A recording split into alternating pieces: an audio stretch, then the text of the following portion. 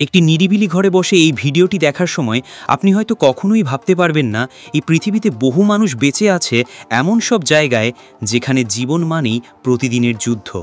নরম বিছানা, পরিপাটি রান্নাঘর, নিরাপদ ছাদ, এসব আমাদের মতো মানুষের প্রাথমিক চিন্তাভাবনা। কিন্তু আপনি কি জানেন এই পৃথিবীতেই কেউ কেউ বাস করে এমন জায়গায় যেখানে দিনের আলো পৌঁছায় না? শহরের মাটির নিচে তাদের বসবাস। আবার কেউ বাস করে পৃথিবীর সবচেয়ে ঠান্ডা শহরে পড়ে, যেখানে শ্বাস প্রশ্বাসও বরফে হয়ে যায়। চীনে একটি গ্রাম আছে যেখানকার শিশুরা প্রতিদিনের জীবনের ঝুঁকি নিয়ে ওঠে নামে পাহাড়ের গা বেয়ে, যেখানে স্কুলে যেতে হলেও পাহাড়ের গা ঘেঁষে মই বেয়ে নামতে হয়।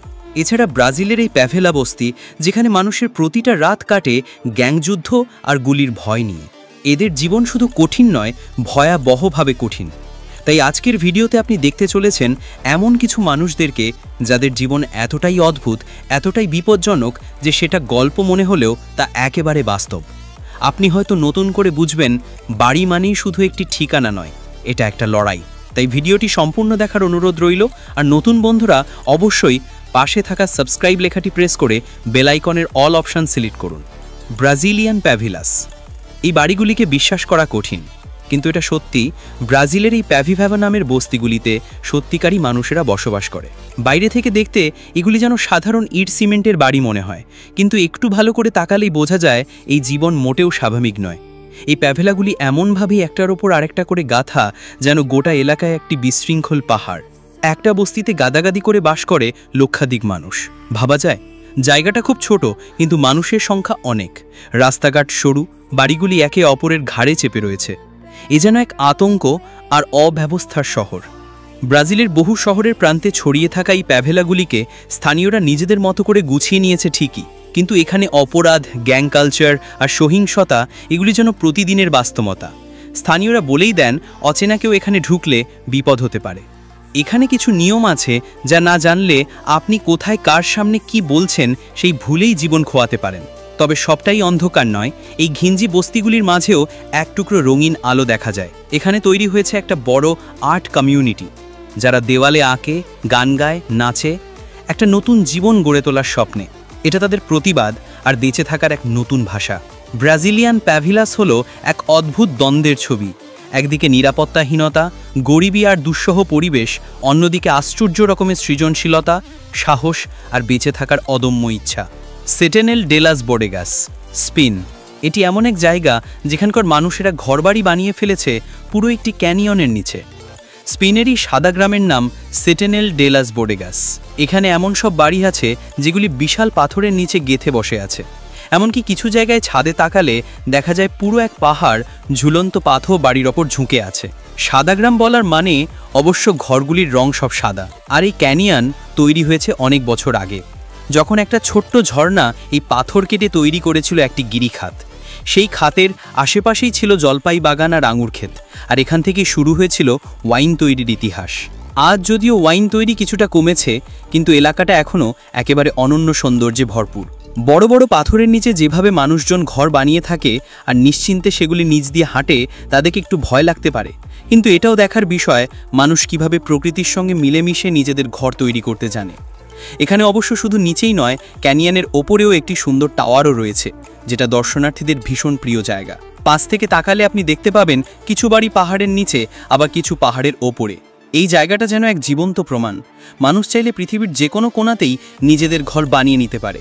Floating village in Cambodia. এটা একটা ভাসমান গ্রাম কম্বোডিয়ার টোলনেশাব লেকের ওপর, যেখানে মানুষ বাস করে জলের বুকেই। এই গ্রামগুলি তৈরি হয় এক কঠিন বাস্তবতা থেকে। একসময় দেশটির রাজনৈতিক পরিবর্তনের ফলে বহু জাতিগোষ্ঠীর মানুষকে দেশ ছাড়তে বাধ্য করা হয়, কিন্তু তারা কোনোভাবেই রাজি ছিল না। যেহেতু তারা ছিল অবৈধ, তাই জমি কেনা বা স্থায়ীভাবে বসবাস করার অনুমতি তাদের কাছে ছিল না।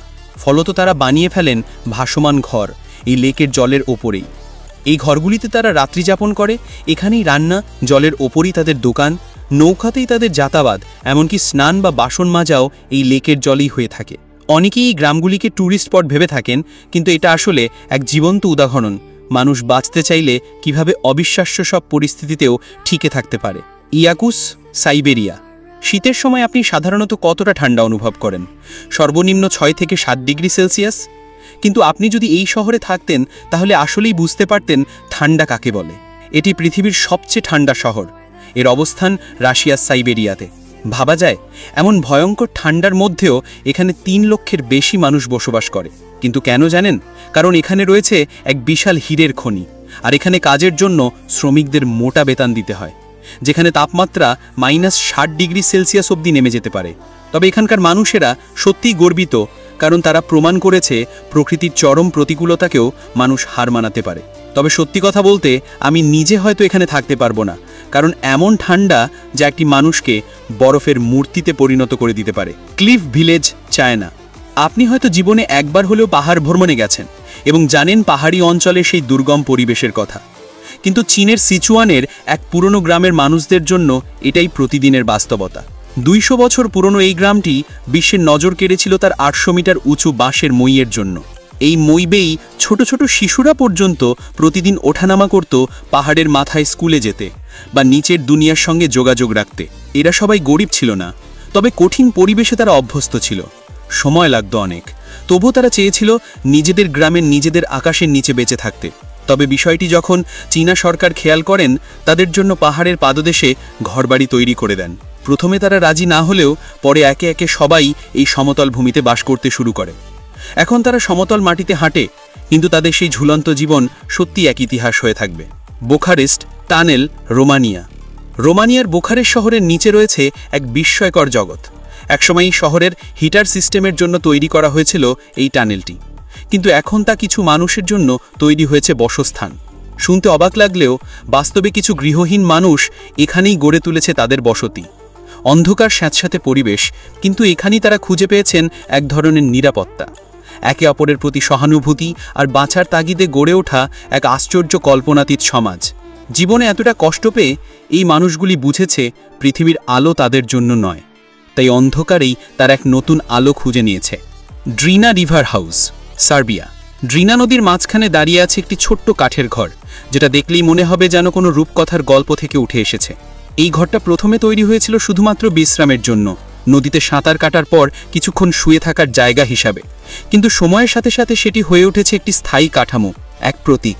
নদী মাঝে মাঝে ফুলে উঠে ঘরটিকে ভাসিয়ে নিয়ে গেছে বহুবার, ভেঙেছেও বহুবার, কিন্তু প্রতিবারই স্থানীয়রা আবার গড়ে তুলেছে এই ঘর। কারণ এটি এখন শুধু একটি ঘর নয়, একটি পরিচয়, একটি ভালোবাসার জায়গা। জীবন যেমনই ঝড় তুলুক, কিছু কিছু জিনিস বারবার ভেঙে গিয়ে আবার তৈরি হয়। এই নদীর ঘর যেন ঠিক তেমনই একটি গল্প। মাতামাতা, টিউনিসের দক্ষিণে অবস্থিত এই মাতামাতা গ্রাম যেন এক মহাকাশ যাত্রার সেট। এখানে মানুষ ঘর বানিয়েছে মাটির নিচে গর্ত খুঁড়ে, এবং তারা শুধু ঘোরাতেই সীমাবদ্ধ থাকেনি, বরং সেই গর্তের পাশে গুহার মতো করে বাসা তৈরি করেছে রোদ, গরম আর ধুলো থেকে বাঁচতে। আবহাওয়া যতই কঠিন হোক, এই মানুষগুলি জানে কিভাবে প্রকৃতিকে নিজের পক্ষে কাজে লাগাতে হয়। কিছু ঘর ভেঙে পড়েছে, আবার গড়ে উঠেছে, কারণ এই মানুষগুলি জানে বাসস্থান মানে শুধু ইট পাথরের দেওয়াল নয়, বরং একটা অনুভূতি যেখানে মন টিকে থাকতে চায়। বাইরের মানুষের চোখে হয়তো অদ্ভুত, কিন্তু এর ভেতরের মানুষদের কাছে এটি তাদের প্রাণের গ্রাম। হলস্টাট, চায়না। সবকিছু দেখার পর আপনি নিশ্চয়ই ভাবছেন, আর কি এমন অদ্ভুত জায়গা বাকি থাকতে পারে যেখানে মানুষ আসলেই বাস করে? গুহাবাড়ি, পাহাড়ের ঝুলে থাকা কাঠামো, অদ্ভুত ডিজাইনের ঘর, সবই তো দেখলেন।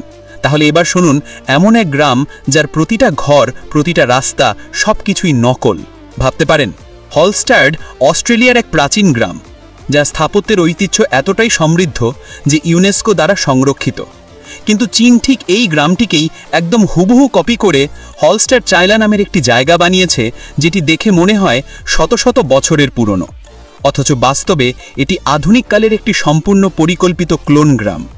চীনের কিছু নির্মাণ কোম্পানি বিশ্বের বিখ্যাত স্থানগুলিকে হুবহু অনুকরণ করে তাদের দেশেই তৈরি করেছে সেই সমস্ত গ্রাম।